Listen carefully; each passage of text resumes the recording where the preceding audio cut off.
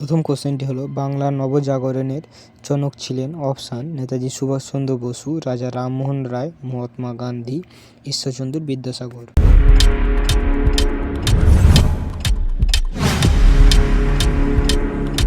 উত্তরটি হলো রাজা রামমোহন রায়। হ্যাঁ বন্ধুরা, বাংলার নবজাগরণের জনক ছিলেন রাজা রামমোহন রায়। পরবর্তী কোশ্চেনটি হলো ভারতের রাজধানী দিল্লিতে কবে স্থানান্তরিত হয়? অপশান 1911, 1921, 1931 নাকি 1941।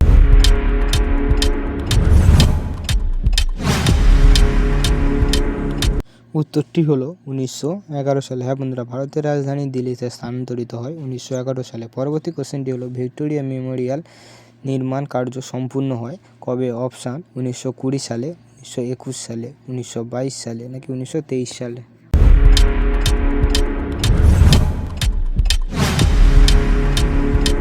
উত্তরটি হলো 1921 সালে। হ্যাঁ বন্ধুরা, ভিক্টোরিয়া মেমোরিয়াল নির্মাণ কাজ সম্পূর্ণ হয় 1921 সালে।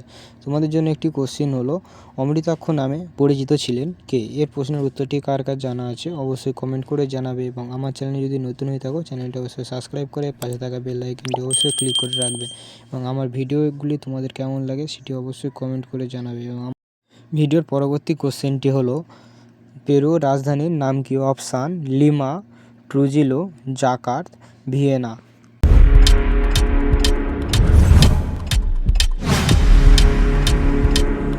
উত্তরটি হলো লিমা। হ্যাঁ বন্ধুরা, পেরুর রাজধানীর নাম হলো লিমা। পরবর্তী কোশ্চেনটি হলো ভারত সরকার কর্তৃক অল ইন্ডিয়া রেডিও সূচনা হয়? অপশান 1926 সালে, 1936 সালে, 1946 সালে নাকি 1956 সালে।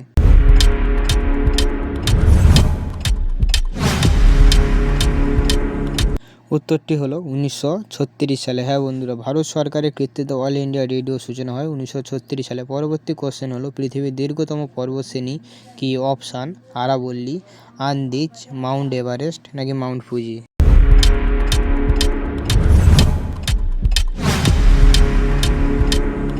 উত্তরটি হলো আন্দিজ।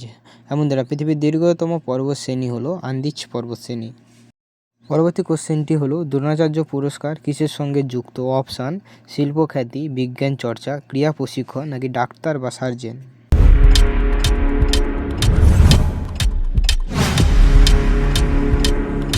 উত্তরটি হলো ক্রীড়া প্রশিক্ষণের সঙ্গে। হ্যাঁ বন্ধুরা, দ্রোণাচার্য পুরস্কার ক্রীড়া প্রশিক্ষণের সঙ্গে যুক্ত। পরবর্তী কোশ্চেনটি হলো আমাদের মাধ্যাকর্ষণ শক্তি আবিষ্কার করেন? অপশান নিউটন, আইনস্টাইন, আর্যভট্ট নাকি দ্রোণাচার্য।